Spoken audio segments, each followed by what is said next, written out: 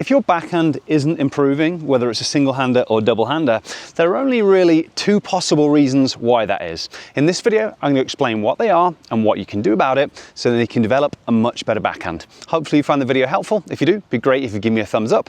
And if you haven't subscribed to my channel before, it always really helps me out if you do that as well. So the first thing that prevents players from improving their backhand is issues related to their practice. Obviously, one possible issue is that you're not practicing enough. If you're only practicing once a week, often that's not enough for people to make improvements. So that one's a simple solution. You just have to find a way to practice more consistently. But providing you are practicing consistently, we've then got to think about the quality of the practice. And here we kind of break things down into three areas. Are you working on the right thing? Are you working on it at the right level of difficulty? And are you working on it for long enough in order to enable things to improve? And if you want to start by thinking about focusing on the right thing, obviously the hard part of tennis, or one of the many hard parts of tennis, is that in order for us to hit a good quality backhand, there are a number of different things that we have to do well. So we have to time our split step, landing just after our opponent makes contact. We then have to be able to read the flight of the ball. We then have to do a good first move consisting of a unit turn and a pivot step. We then need good footwork patterns in order to move and set up in the right position. And then we have to initiate our swing, and we have to make adjustments on our swing relative to the ball that we're dealing with. We've got the contact, we've got the follow through, and we've got the recovery after that. So there's a lot of different stuff. And it's very easy to get distracted and focus on something that isn't important or something that's a symptom rather than the cause. So you want to focus on addressing the first thing that goes wrong in your cycle, the first thing that's going wrong in the chain. So if you're not able to read the flight of the ball, then you need to practice and improve your ability to read the flight of the ball.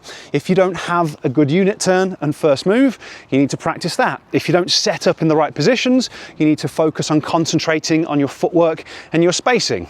If you do all of that stuff right, but it's just a timing issue and you're kind of finalizing things, then that has to be your priority. But whatever it is, you have to give it 100% of your focus. And then you also have to work on it at the right level of difficulty. And this is where it can be really challenging, especially if you're playing at a lower level and you've got a very inconsistent practice partner. Sometimes the type of balls that they're hitting you are just too inconsistent to enable you to work on the thing that you need to work on. And it's just the nature of the beast. But you have to find ways to work on things at the appropriate level of difficulty. So maybe that means using a ball machine, maybe that means working with a partner and feeding each other balls, maybe it means working with a coach, but you've got to work on it at the right level of difficulty, otherwise you're not going to progress.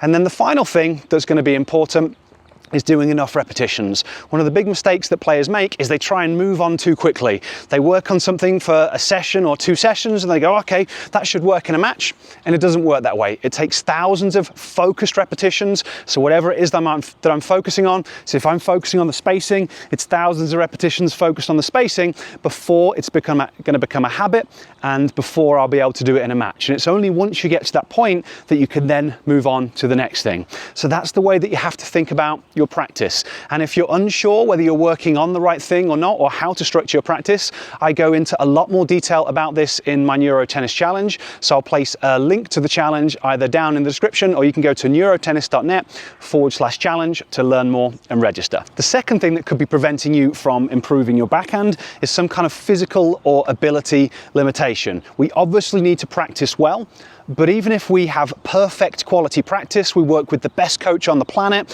we do everything right, there are physical prerequisites. And if your body can't do something, it can't do it. And the easy way to think about this is if you keep on getting drop shotted, if you don't have the ability to run quickly, it doesn't matter how many times you try and get to a drop shot, you're not going to be able to do it. The only way to change that is to develop the ability to run more quickly, which might mean working on your running mechanics. It might mean strengthening your feet, strengthening your ankles, strengthening your legs in some way. Maybe it means working on your flexibility. There's a number of different options, but what we know is if you can't run fast enough to get to the ball, you're never going to be able to get to the ball. Well, it's the same thing for everything else that happens in tennis. You might need to improve your ability to read the flight of the ball, and some of that is going to be on-court practice, but at a certain point, players' visual systems just aren't functioning well enough to enable them to read the flight of the ball, because people spend their whole time looking down at phones and at screens, and that negatively impacts the visual system. So then they try and play tennis and they're not capable of doing what you need to do. So potentially you might need to improve how that's functioning. The same thing for coordination. We have to have amazing eye to foot and eye to hand coordination in order to set up in the right position, to initiate our swing, to make all the adjustments, to control the angle of the racket face if the ball's down there or up there. And a lot of players just don't have good enough coordination. And if you don't have one of those physical prerequisites, it's going to prevent you improving your backhand past a certain point. The good news though is that you can actually train and improve those different skills. And if you'd like to learn how to do that, that's something else that I'm going to be covering in the Neuro Tennis Challenge. It's a free 5-day event where I teach you how to use brain-based training to improve vision, to improve balance, and to improve coordination. So I'll place a link to it down in the description, or you can go to neurotennis.net/challenge to register. Okay? Hopefully everything here that I've explained makes sense. You have to practice in the right way, but you also have to have the physical ability. And it's your job to address whatever the underlying thing is that's going on with you. And I find for the vast majority of players, there are definitely things that can be done to improve the practice.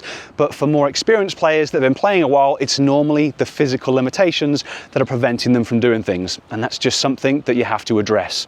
Okay, any questions or comments about what I've talked about here? Leave them down below. Otherwise, thanks for watching, and I will catch you next time.